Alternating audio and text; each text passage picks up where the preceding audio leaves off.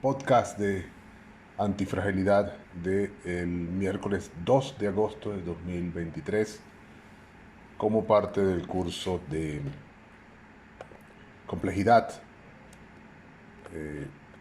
Hemos estado leyendo este texto de Nassim Nicolás Taleb desde el comienzo del semestre y hemos avanzado lentamente pero con seguridad, y tuvimos la semana pasada un salto en la lectura porque yo no pude asistir, así que aprovecho de presentar mis excusas a Iván Jonás Sánchez Serpa y a Jesús Agustín Peña León, nuestros compañeros estudiantes de Ingeniería de Sistemas en la Universidad de los Andes, que me acompañan. No está solamente Iván, sospecho que está en problemas. Jesús, igual que la profesora Vanessa, no tienen electricidad y podrían estar causando eso, la demora para que se conecten. Pero como siempre, estamos haciendo un esfuerzo para... ¿Qué le pasó, Iván? Que suena extraño. No, perdón, es que es tentador. No, la electricidad ahorita está horrible, profesor. Yo he pasado unas noches que sinceramente para mi casa la quitan toda la noche, casi toda la noche la quitan, y eso para dormir aquí en el viejo, el calor que está haciendo está horrible, horrible. Caramba, lo lamento, de verdad. Casi siempre hay, algún anuncio previo, pero tienes razón, han comenzado a lo que obviamente es racionamiento, porque las quitan a ciertas horas más o menos redondas, decimos nosotros, eh, sin decir nada, ¿no? Y es muy extraño. En fin, vamos a tratar de pensar en antifragilidad. Eso es lo que tenemos que hacer nosotros en este podcast, de cómo hacemos para que nuestras condiciones de trabajo y de estudio se vuelvan antifrágiles ante caídas de electricidad, de racionamientos, falta de gasolina. Mejor no sigo porque va a ser demasiado para la antifragilidad, ¿no? Ese es uno de los problemas, que son demasiadas cosas. Cuando es demasiado, no hay sistema que lo aguante, no hay cuerpo que lo aguante, debemos decir. Entonces en ese caso habría que pasar a otro nivel también. Pero bueno, lamento eso. Si me estás escuchando de todas maneras, voy a seguir leyendo. Después de un resumen de lo que habíamos leído hasta antes de la semana pasada, yo tenía el... Me copia, ¿verdad? Sí. Estoy escuchando a tu primo. Sí, profe, yo estoy escuchando. Muy bien. En el libro del profesor Taleb estábamos leyendo que en el capítulo 2 vamos a leer el 3 hoy, a partir de hoy. Pero en el 2 había hecho un recorrido sobre la antifragilidad como redundancia, como exceso de soluciones, ¿no? En particular, esto de que una manera de construir antifragilidad es sobrecompensar, es decir, tener más respuesta de la necesaria, con lo cual comienza a no a contradecir, pero a desafiar a los economistas que dicen que un sistema eficiente no tiene redundancias, no tiene eh, desperdicio. Desperdicio, se le puede ver como desperdicio. Viene Jesús. Qué bueno, qué bueno. A ver, admitiendo Jesús, ¿me oyes? Sí, Bienvenido. ¿Tuviste problemas con la electricidad? Estamos nosotros aquí adivinando. no, esto es en el trabajo, pues. Ok, ok. Este, Sin querer me salí. no te preocupes, ok, estamos los tres. La profesora Vanessa, estoy seguro, si la vieron por ahí en WhatsApp, que no tiene electricidad. Entonces, que va a hacer lo posible de unirse si le llega. Am, vamos Lo que estaba haciendo justo antes de que Jesús Arrillo llegara era tratar de resumir el capítulo anterior, el 3 para leer el 4. Ya les di mis disculpas por no asistir la semana pasada, pero no he dicho por qué. Este, fueron razones médicas, como advertí, pero no mías, sino de mi madre, que estaba de cuidado y hubo que cuidarla aquel miércoles en particular a una cita médica, y también el viernes. Así que me disculpo por no asistir. Confío en que no vuelva a ocurrir. Eh, entonces, No resumiendo, te preocupes, profe. perdón, no te entendí, Jesús. Que no se preocupe. Gracias. Gracias. Sí, sé que estamos al tanto. Hay varias noticias en el ambiente. deben haber visto la hoja de cálculo para el trabajo de complejidad. Después hablamos el viernes de esa. Estoy viendo que ya Jesús entregó la tarea que es para hoy y espero que Iván se ponga derecho. En GitHub, compadre, por favor, súbela en GitHub para poderle pasar el link a la profesora Vanessa, porque me interesa también su opinión, porque ella enseña a escribir, entonces podría darnos una perspectiva humana antes que el ChatGPT nos convenza de que así es como se escribe. Pero resumiendo el capítulo 2 anterior rápidamente, fue un capítulo en el que hablaba de la antifragilidad como redundancia, es decir, que cuando hay redundancia en un sistema, el sistema se tiende a volverse antifrágil. No es exactamente así, pero habló de que el fuego se alimenta de los obstáculos, si recuerdan aquella expresión, quiere decir que mientras más problemas hay, uno va construyendo más soluciones. Y eso es algo que nosotros tenemos que pensar en estas condiciones de trabajo que tenemos, ¿okay? Tratar de construir soluciones. En algunos casos, lo que pasa es que solemos esperar a que se resuelva y cuando reaccionamos, sobre reaccionamos porque ya estamos al borde. Hay pasiones acumuladas cuando no hay más daño acumulado. Y entonces esa sobrereacción podría usarse para alimentar una sobrecompensación. Y les decía hace un momento que entonces eso comienza a desafiar las teorías económicas tradicionales que dice que un sistema con redundancia es menos eficiente. Esa es una primera cosa. A mí me pareció muy interesante el capítulo anterior, la última sección en la que habla de la antifragilidad de la información, con toda aquella explicación de que quienes cuidan la reputación probablemente sean frágiles, a quien no le importa su reputación, es decir, puede seguir adelante, no importa lo que los demás digan de él o de ella, es más antifrágil que quien tiene que andar con cuidado. Aquello de que casi ningún escándalo le hará daño a un artista o escritor, porque mientras más mal hablen de él, más atención le prestan, que es lo que está buscando obtener. Así que es como si la antifragilidad en el caso de esa profesión es específica, es decir, basta la profesión para ser más antifrágil. Otras profesiones, no sé, otras no, porque él también hablaba, por ejemplo, de que a los taxistas qué diablos les importa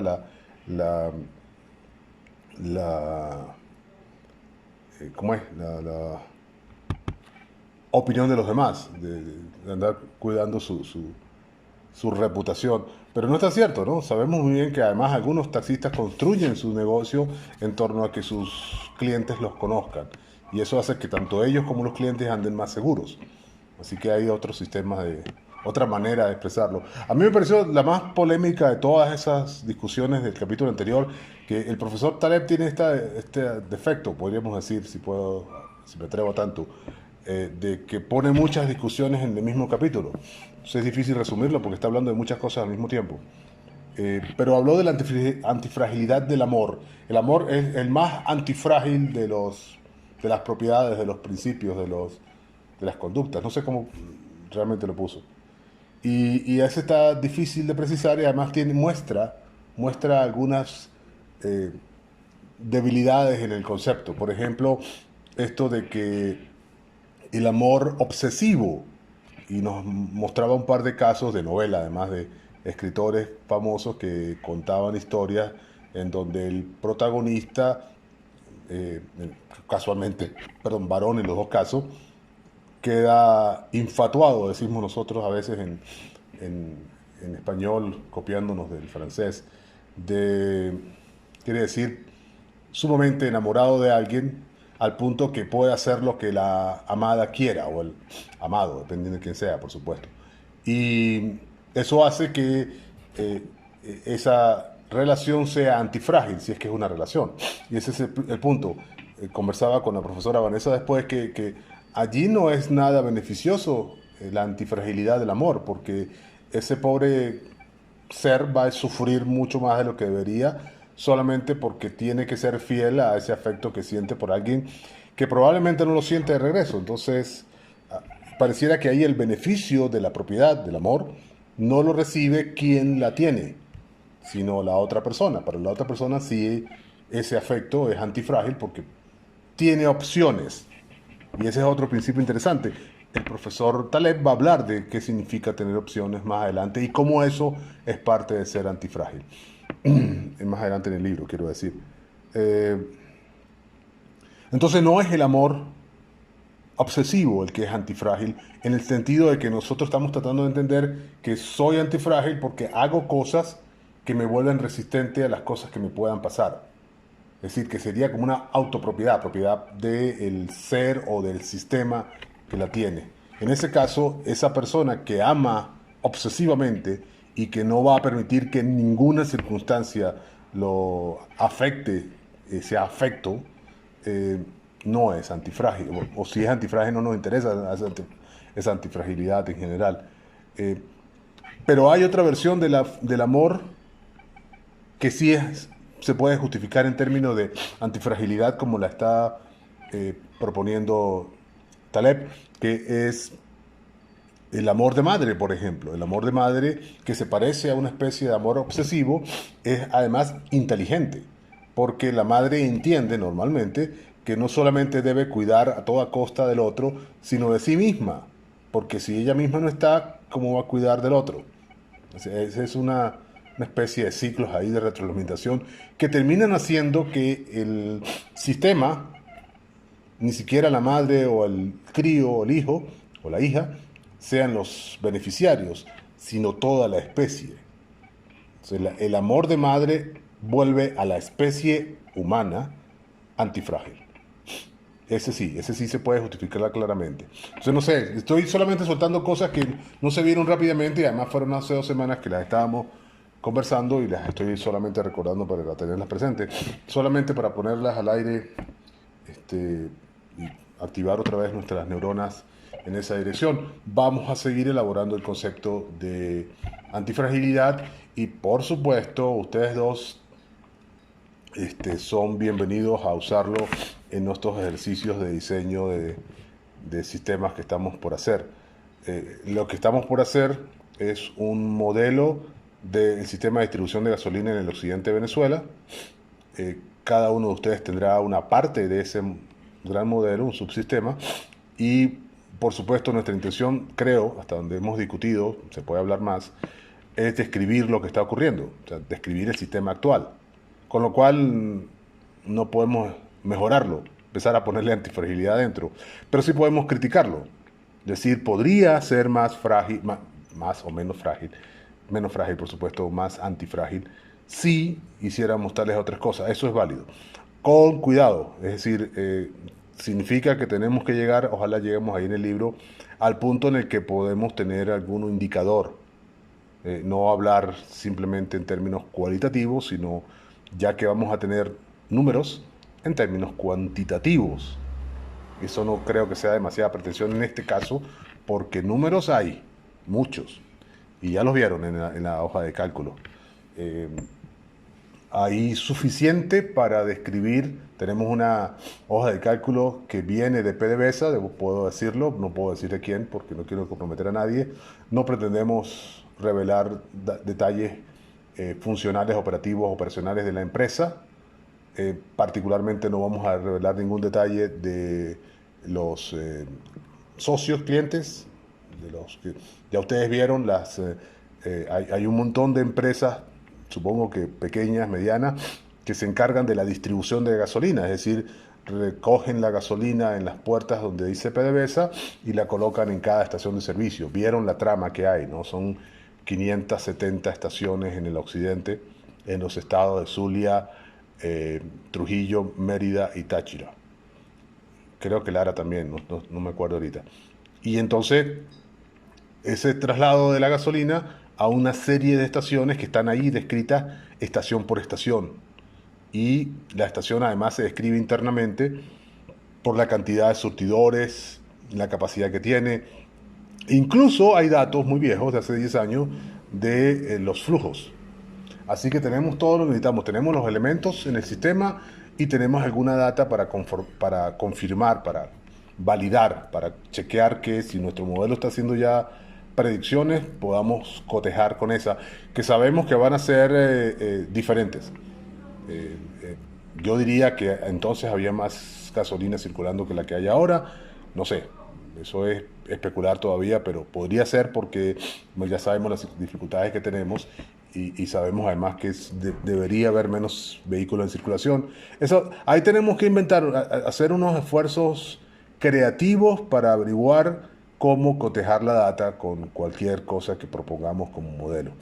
Por ejemplo, esto de cuánta gasolina se fluye realmente, ver cómo usamos aquella data para validar que esté fluyendo, que esté funcionando o que esté prediciendo, si es que predice bien el modelo.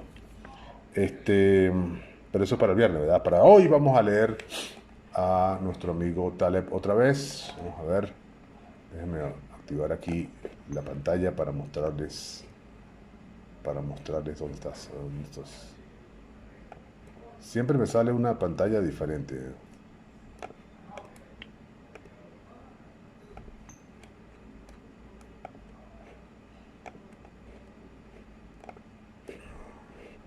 ¿La están viendo, verdad?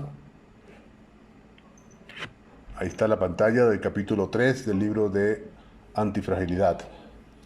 Confirmen por favor cuando puedan. No, profe, no está compartiendo pantalla. Estoy compartiendo, pero algo le pasa para variar a nuestro amigo. Yo lo veo es a usted, profe. Ajá. Ahora, Ahora sí, ya. Ahora como que sí. Ah, no, ahora no. se volvió a ir, ¿verdad? Sí. Sí. Ajá, vamos a ver si comparto todo.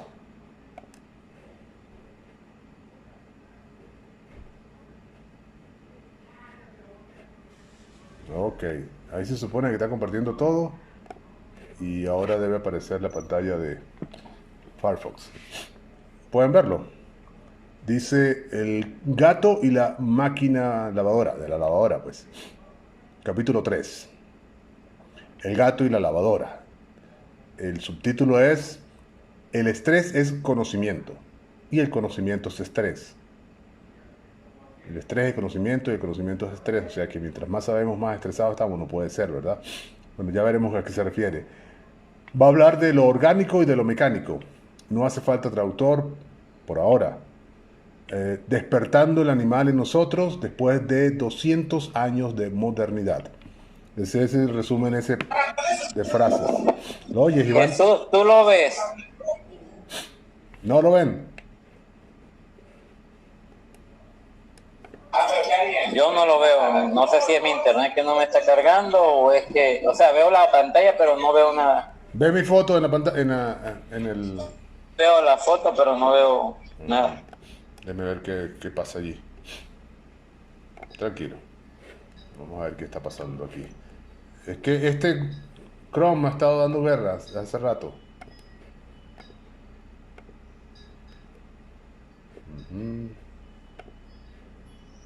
Marqué esto, recuerda la selección, comparte, comparte.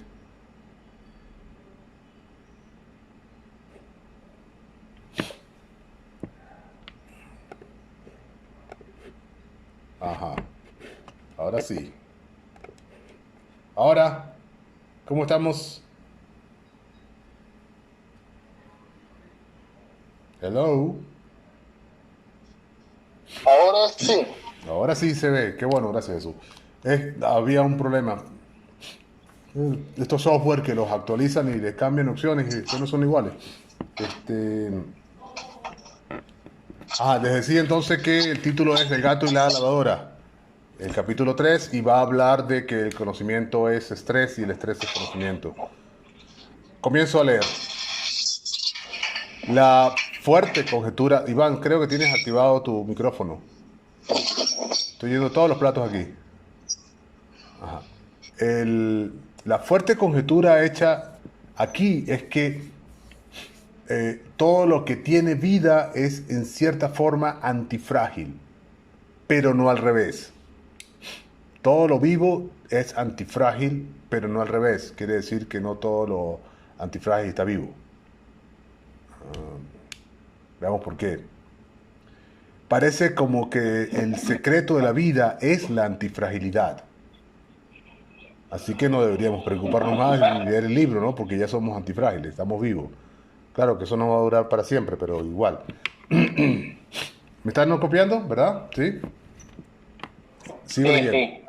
Sigo leyendo. Típicamente, lo natural, lo biológico es tanto frágil como antifrágil, dependiendo de la fuente y el rango de la variación. Un cuerpo humano puede beneficiarse de los estresores para volverse más fuerte, pero solo hasta un punto. Por ejemplo, tus huesos se van a volver más densos con cierto estrés episódico que se les aplique. Un mecanismo formalizado bajo el nombre de la ley de Wolff, cuyo nombre proviene de un cirujano alemán que escribió un artículo en 1892. Pero un plato, un carro o un objeto animado no se va a volver más fuerte. Eh, estas cosas, plato, carro y objeto inanimado, puede ser robusto, pero no pueden ser intrínsecamente antifrágiles. A las cosas inanimadas, el material inanimado, es decir, que no está vivo, típicamente cuando se le somete a algún estrés, o bien sufre de fatiga material o se rompe. Ah, eh, pausa para comentar. Yo no veo la diferencia entre fatiga material y el desgaste en lo biológico, ¿no? Todavía, pero vamos a ver si es lo que convence. Perdón, fui yo. Una de las excepciones, sigo leyendo, de las raras excepciones que he visto, está en el reporte de, disculpen, 2011, un experimento del 2011 que realizó Brent Carey, un estudiante de posgrado, en el que muestra que el material compuesto de nanotubos de carbón, dispuesto de una cierta manera, produce una respuesta autofortaleciente. Se puede leer así, self-strengthening, que no se había visto antes en materiales sintéticos, similar a el autofortalecimiento localizado que ocurre en las estructuras biológicas. Las estructuras biológicas se corrigen, se curan. Deben haber visto ustedes cuando uno llega en cierto punto y, por ejemplo, el árbol está ligeramente torcido, lo puede corregir y va a ocurrir una crecimiento extraño allí en esa grieta quizás que uno abre al corregir el tallo o la rama o lo que sea, incluso la piel, ¿no? Sigo leyendo. Esto cruza el borde entre lo que está vivo y lo que no está vivo, lo que no está animado. Y puede conducir quizás al desarrollo de materiales que soporten carga en forma adaptable, es decir, que se adapten a la carga que están sufriendo, están soportando. Se les pone encima, quiero decir. Es muy difícil, se dan cuenta como yo mismo me enredo con el lenguaje entre lo que usamos para describir lo vivo y lo que no está vivo, lo inanimado. Sigo leyendo. Podemos usar esta distinción como un marcador entre lo que está vivo y lo que no está vivo. Vamos a ver si es cierto. El hecho de que lo artificial necesita ser antifrágil para que podamos usarlo como tejido es bastante informativo acerca de la diferencia entre lo biológico y lo sintético. Es decir, que para poder que algo se utilice como tejido, el reemplazo, hay toda un tema sobre esto, sobre, por ejemplo, piel sintética, órganos sintéticos, que tienen que soportar las condiciones funcionales dentro de un cuerpo que pareciera no ser demasiado exigente para ciertos materiales, pero lo son, lo son. Por eso nuestras piezas de repuesto tipo prótesis suelen ser de metales muy poderosos, porque los que no son tan poderosos se quiebran.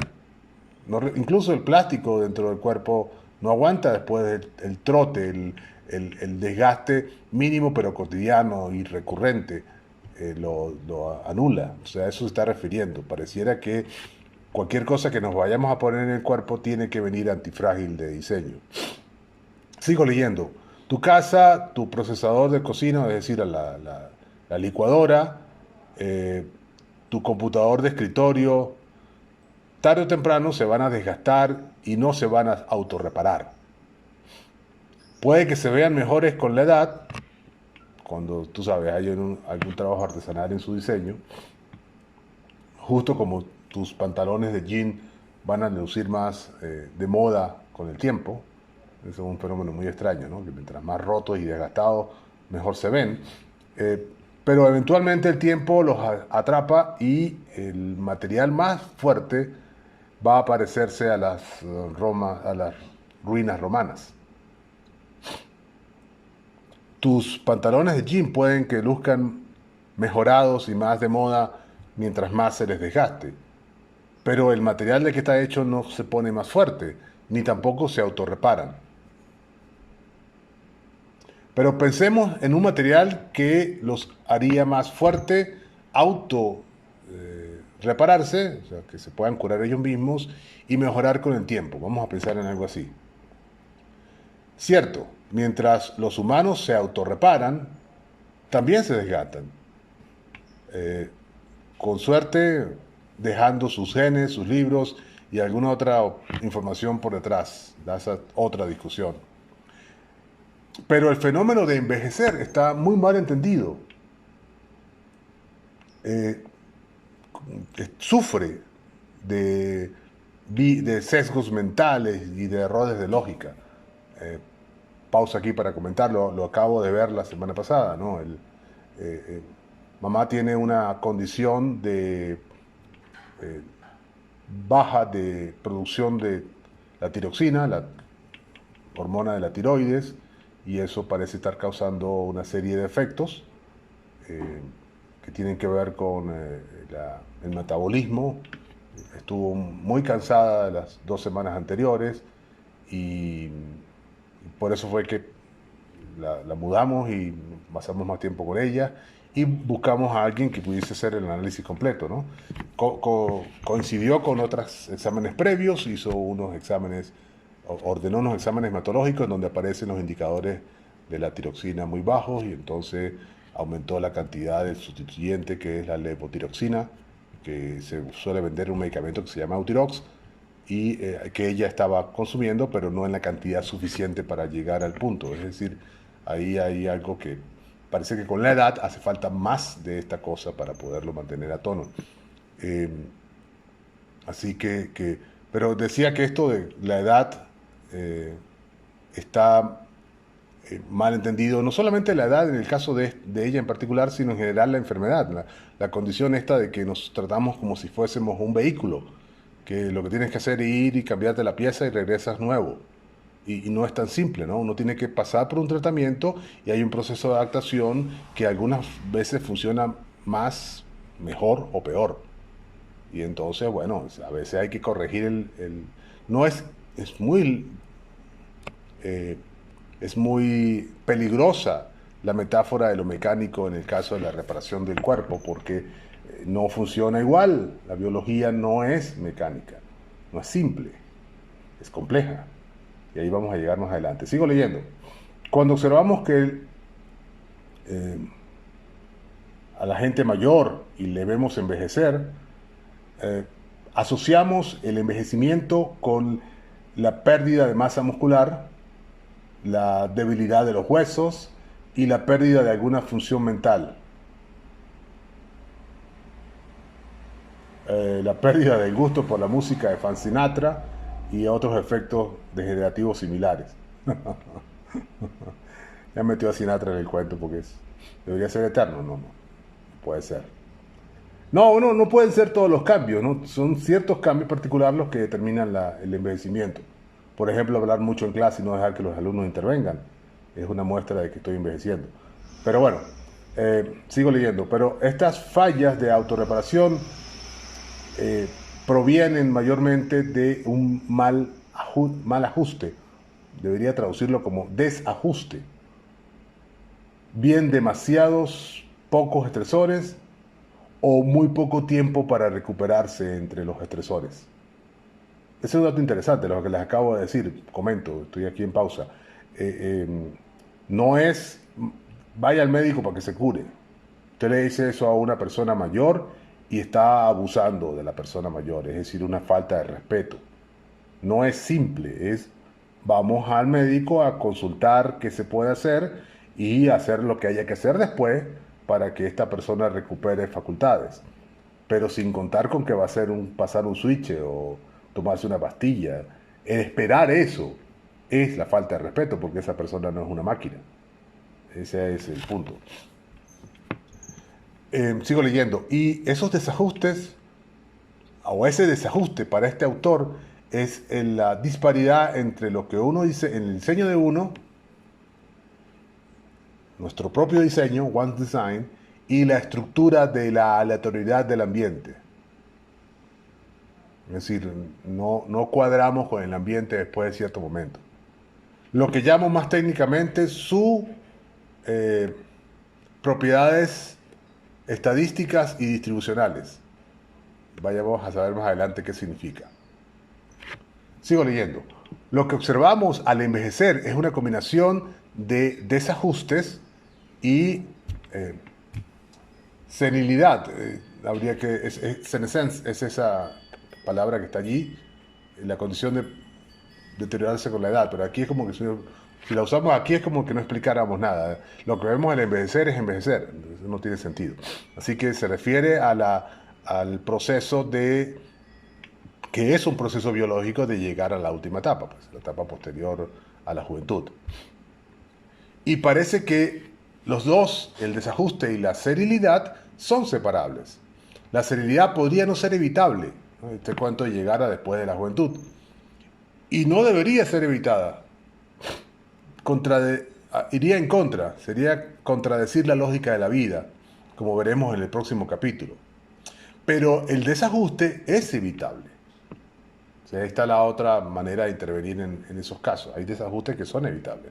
Por ejemplo, este que acabamos de decir, el problema que presentó mi madre no lo presentan solamente las personas de su edad, puede ocurrir gente mucho más joven y suele ser tratado como eso, como un desajuste del suministro de una hormona que puede ser corregido suministrando la hormona en forma artificial, lo cual los convierte además después en consumidores de por vida del medicamento. Esa es otra dificultad que habría que conversar en otro momento.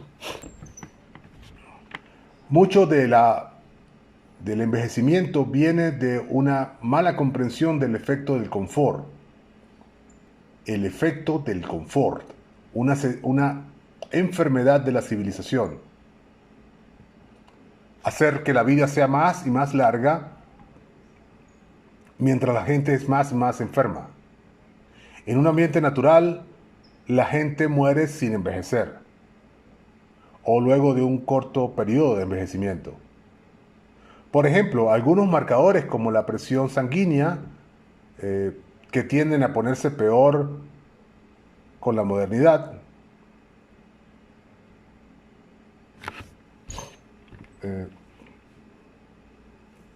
que tienden a ponerse peor para los modernos, es decir, para la gente como nosotros, no cambian en la vida de los cazadores recolectores, sino hasta el final, muy al final.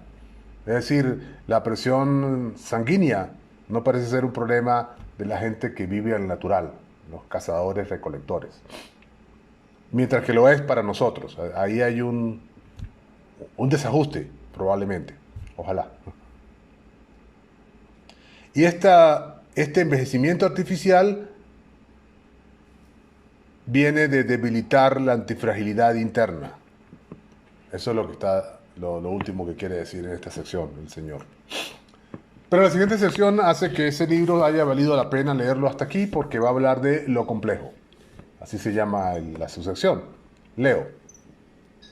Esta dicotomía orgánica-mecánica es un buen comienzo, una buena distinción inicial para construir intuiciones acerca de la diferencia entre dos tipos de fenómenos. Pero podemos hacer algo mejor que distinguir entre mecánico y biológico. Muchas cosas como la sociedad, las actividades económicas y de mercado, la conducta cultural, son aparentemente hechas por el hombre, pero crecen por su cuenta y alcanzan cierta clase de autoorganización. Pausa aquí. que podría incluso decirse que no depende ni siquiera de quienes la crearon, es decir, que supera o trasciende a los individuos particulares que están ahí, que dicho sea de paso, además es una manera de escaparse de la responsabilidad, ¿no? Eso es culpa del mercado, decimos a veces, sin saber que nosotros hacemos el mercado, bueno, hasta cierto punto, ese es el punto. Pero bueno, ya volvemos a eso, sigo leyendo. Puede que no sea estrictamente biológica, pero se parece a la biología y en eso, en cierta forma, eh, perdón, se parece a la biología en que en cierta forma se multiplican y se reproducen. Piensen, por ejemplo, de rumores, ideas, tecnologías y negocios. Están más cerca del gato que de la lavadora, pero tienden a ser confundidos con lavadoras. Eh, para adaptarnos a eso, podríamos generalizar nuestra distinción de lo biológico y no biológico. Más efectiva es la distinción entre no complejo y complejo, sistemas complejos y sistemas no complejos. Así que, ¿qué estamos haciendo en el curso? Vamos a tratar el sistema de distribución de gasolina como si estuviera vivo, más o menos, según nos está explicando el señor. Sigo leyendo.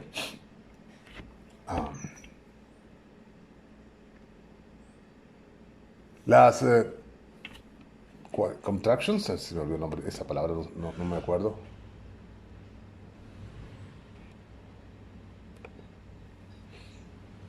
Algo así como diseños artificiales, mecánicos hechos por el hombre y de ingeniería con respuestas simples son complicados, pero no complejos. Podemos hacer máquinas complicadas, pero no complejas, está diciendo. Porque no tiene interdependencias. Podemos hacer una máquina perfectamente piramidal, en donde la parte de arriba depende solamente de la parte de abajo. No es nada fácil y no suelen ser muy útiles, pero se pueden construir máquinas con ese nivel de estructural. Es decir, que no son muy... no, son complicadas, pero no son complejas. Usted presiona un botón, digamos el switch, el interruptor de la luz, y obtiene una respuesta exacta. Con posiblemente ninguna ambigüedad en las consecuencias, incluso en Rusia, no sé por qué dice Rusia en particular, se está burlando obviamente. Pero con los sistemas complejos las interdependencias son severas. Necesitas pensar en términos de ecología. Si remueves un animal específico, interrumpes la cadena alimenticia. Sus depredadores se van a morir de hambre y sus presas van a crecer sin que nada las limite, causando complicaciones y una serie de efectos colaterales en cascada. Los leones son exterminados por los cananitas, fenicios, romanos y los últimos habitantes del monte del Líbano, lo cual condujo a la proliferación de cabras que se comían las raíces de los árboles, contribuyendo a la deforestación de las áreas montañosas, consecuencias que fueron muy difíciles de ver por adelantado en el tiempo. Si de haber sabido eso, no habrían acabado con los leones 5 siglos antes. De la misma manera, si usted cierra un banco en Nueva York, va a causar efectos de onda desde Islandia, hasta Mongolia. Cualquier banco que usted cierre, ¿no? En Nueva York, por supuesto. En un mundo complejo, la noción de causa en sí misma es sospechosa. Es bien casi imposible de detectar o no está realmente definida. Otra razón para ignorar a los periódicos con su suministro constante de causas para las cosas, que suelen decirte la causa, tal cosa, tal cosa. Por eso, pausa aquí para comentar, por eso insistí que nos fijáramos en los qué antes que en los cómo en su descripción y en su definición de problema, porque vamos, como si estuviésemos escribiendo un artículo, a decir cómo de una vez. Ya sé cuál es el problema, yo sé cómo lo voy a resolver. No, calma, por lo que acabo de decir, no sabemos realmente cuáles son las causas. aunque pretendamos. Es decir, uno podría tener una idea ya en la cabeza de cómo funciona y sentirse suficientemente explicado o aclarado al respecto, pero podría estar equivocado. Sigo leyendo. Estresores o los estresores son información. Ahora viene la cosa crucial en los sistemas complejos, esos que tienen partes que interactúan. Es que transmiten información a esos componentes, a esas partes componentes, a través de estresores o gracias a esos estresores. Tu cuerpo obtiene información acerca del ambiente no a través del aparato lógico, tu inteligencia y la habilidad para razonar, calcular y computar, sino a través del estrés, a través de las hormonas y otros mensajeros que no hemos todavía descubierto. Como vimos antes, tus huesos se vuelven más fuertes cuando cuando tú estás sometido a la gravedad. Digamos, después de tu corto empleo con una compañía que mudaba pianos. Pausa. Eso es un muy buen ejemplo. En este momento, la semana pasada vi a un colega, pero de los mayores, moviendo un piano en el aula magna. Preocupa, porque se le puede dañar la espalda a esa edad. Pero bueno, ese es uno de los asuntos. Tus huesos se van a volver más sólidos, pero si lo haces progresivo, porque si tratas de levantar un piano de cola tú solo, podría quedar tu entusiasmo allí mismo. Sigo leyendo. Pero se van a volver más débiles después de que tú gastes las siguientes vacaciones de Navidad en una estación espacial con cero gravedad. O, como algunas pocas personas se dan cuenta, si gastas un montón de tiempo montando una bicicleta. Si montas una bicicleta, tus huesos se vuelven más débiles, está diciendo este señor. ¿Ustedes qué opinan, muchachos? Para una parada aquí para comentar. ¿Por qué? ¿Por qué si montamos una bicicleta se vuelven más débiles los huesos? No estoy seguro. Creo que tiene que ver con que tus músculos se fortalecen. Casi todo el cuerpo se fortalece el músculo, pero no necesariamente conduce a que se fortalezca el hueso. Hay más actividad de alar que de sostener en la bicicleta, ¿no? Es decir, por ejemplo, la mitad de tu cuerpo está montado encima del cojín, del asiento. Las piernas quedan fuera de eso y quedan plegadas. Y además tienes que alar en las dos direcciones. Tienes que empujar el pedal en un momento y después alar el pedal, ¿no? Que lo que hace el otro pie. A veces lo hacemos con estas cosas que nos ponemos en la...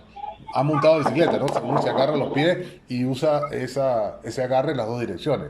Los ciclistas profesionales tienen agarre doble para subir y bajar porque a veces un solo pie no aguanta para el siguiente movimiento porque depende de por dónde esté pasando. En otras palabras, hay un efecto diferente. Estás flotando, en otras palabras, cuando montas bicicleta, comparado con estar de pie soportando el peso de tu cuerpo contra la gravedad. Eso es lo que está diciendo. Habría que leer qué clase de información tiene. Está diciendo que poca gente se da cuenta de eso, así que él sabrá a lo que se refiere. Lo que yo sí puedo decir es que hay unos efectos de entumecimiento del cuerpo. Por ejemplo, si tú haces un ejercicio marcial en el que necesitas flexibilidad y soltura en las piernas, no te aconsejan la bicicleta, porque te vuelve más, te fortalece las uniones, pero entonces lo hace más difícil de mover, más fuerte en movimiento, pero más lento. Por ejemplo, eso lo estoy diciendo en primera persona porque eso sí es consejo que he visto funcionar en mí mismo además y en otras personas. No sé si eso responde a tu pregunta, Iván, pero tenlo presente. Aquí nos estamos enterando de muchas cosas. Esa es una de las dificultades de leer este libro, que el Señor nos tira toda la cara de un solo golpe. ¿Están viendo la fotografía en pantalla?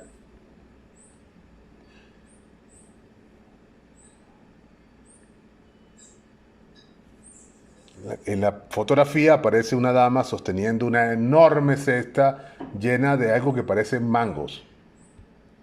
La sostiene con su cabeza, su cuerpo perfectamente erguido, sin usar sus brazos. De hecho, pareciera estar relajada con el enorme peso encima.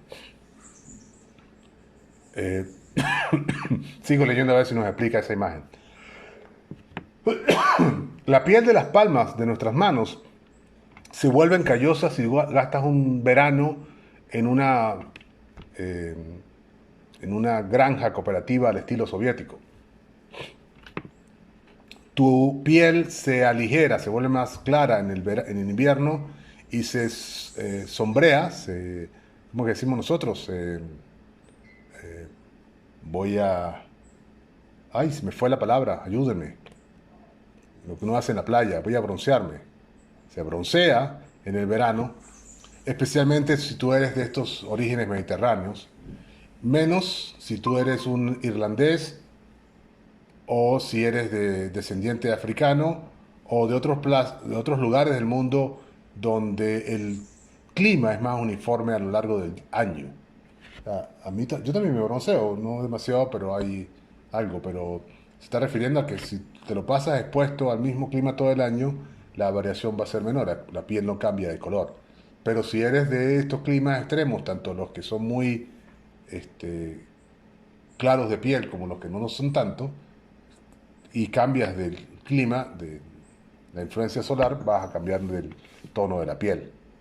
Más aún, los errores y sus consecuencias son información.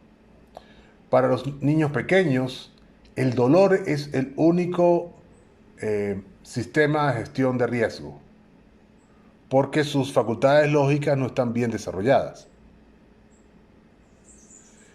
Para los sistemas complejos todo es acerca de información en los sistemas complejos. Y hay mucho más transmisores de información alrededor de los ojos de lo que nuestros ojos pueden ver. Alrededor de nosotros, perdón, de lo que nuestros ojos pueden ver. Esto es lo que vamos a llamar opacidad causal. Es difícil ver la flecha de la causa a la consecuencia, lo cual hace que los métodos convencionales de análisis, además de la lógica estándar, sean inaplicables. ¿Cierto? Comento, pausa aquí para comentar. Ciertamente, si yo no tengo clara la conexión entre causa y efecto, cualquier ejercicio de razonamiento lógico va a ser problemático. Ahí viene Iván, creo, porque viene con un poco de ruido. Pues sí, o sea, Cuéntame. sí, es por el ventilador, pero ¿El ventilador? Sí. ¿me escucha? Te escucho bien, sí. Pues no, sí me escucha, pero pues la causalidad, pues, o sea, todo lo que uno haga produce un efecto, ¿no? Y, o sea, cómo lo percibimos, pues es importante. Pero lo que está diciendo es Obviamente que... hay mucho más información. Claro, pero lo que está diciendo es que algunas veces no lo vamos a ver. No sabemos exactamente cuáles son los efectos. Quizás vemos algunos obvios a los que estamos acostumbrados, a los que nos enseñaron a ver, pero hay cosas que no vemos inmediatamente. Pues sí, es verdad, o sea, Y no hay que sentirse... un ejemplo sería, ¿cómo se llama? Lo que está pasando ahorita con la temperatura mundial, pues, un ejemplo. Que en parte, pues, la humanidad es responsable por todo eso, ¿no? Que hay gases invernadero y todo, y pues son causas que, o sea, da la causa, pero realmente no percibimos, o sea, la magnitud de la gravedad del asunto, y pues ya vemos que estamos sufriendo las consecuencias, porque últimamente el nivel de temperatura, no solamente aquí, sino mundialmente, está disparado, y pues se habla mucho de ello, ¿no? Sí, es un buen ejemplo, ciertamente, pero es un ejemplo en donde la cadena causal es muy larga, podría decirse, ¿no? La cadena causal, además, igual que el ejemplo de los leones que se comían las cabras, que evitaban que las cabras se comieran los árboles, también es una cadena larga, no tan larga, pero larga en el tiempo. Ahí está claro que uno podría perderse, porque no puede poner todas las causas y consecuencias juntas. Pero lo que está diciendo es que incluso en casos específicos podríamos no darnos cuenta de que una particular causa conduce a cierto efecto, es lo que está diciendo, es decir, más complejo todavía. Pero déjame seguir leyendo a ver si nos muestra algún ejemplo. Como he dicho, la predictibilidad de los eventos específicos es baja. Y es esa opacidad la que la hace baja. No solamente eso, sino debido a las no linealidades, uno necesita mayor visibilidad que con los sistemas regulares. Y en lugar de eso lo que tenemos es opacidad. Así que es difícil con los sistemas complejos. La figura 2, esa que les estaba mostrando de la señora con la canasta en su cabeza, dice lo siguiente, la descripción. Esta imagen ilustra por qué yo tengo esa cosa con los huesos. Ves unas situaciones idénticas de gente cargando agua en su cabeza o granos en las sociedades en India, África y en las Américas. Incluso en una canción de amor del Levante, hay una canción de amor del Levante acerca de una mujer muy atractiva con una ánfora, un jarrón en la cabeza. Los beneficios a la salud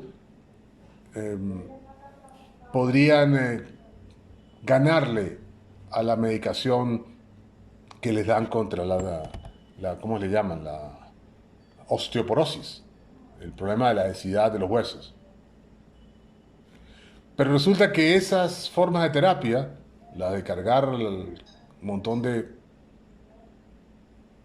mangos en la cabeza de la cesta, por supuesto que no le conviene a ciertos negocios farmacológicos. Esa es la línea de fondo. Esa fotografía es de Creative Commons y no tiene nada que ver con él aparentemente.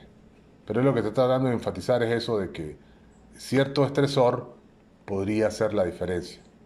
Volveremos sobre eso. Sigo leyendo. Consideremos de nuevo los huesos. Tengo esa cosa por huesos, ¿no? Hay algo entre él y los huesos. Y la idea que voy a discutir a continuación me ha hecho concentrarme en el levantamiento de objetos pesados en lugar de usar las máquinas del gimnasio. Esta obsesión con el esqueleto comenzó cuando encontré un artículo publicado en la revista Nature en el 2003 por Gerard Kaczynski y sus colegas. La tradición ha sido pensar que el envejecimiento causa la debilidad de los huesos. Los huesos pierden densidad y se vuelven más débiles, más, frágiles. Brittle es otra forma de decir, rompibles. Como si hay una relación en una sola dirección causada por las hormonas. Las mujeres, las hembras, comienzan a experimentar la osteoporosis justo después de la menopausia. Resulta ser, como demuestran Kaczynski y los otros, que han estado embarcados en esa línea de investigación, que lo contrario también es cierto. La pérdida de la densidad de los huesos y la degradación de la salud de los huesos también causa el envejecimiento, la diabetes y para los hombres la pérdida de fertilidad y la función sexual.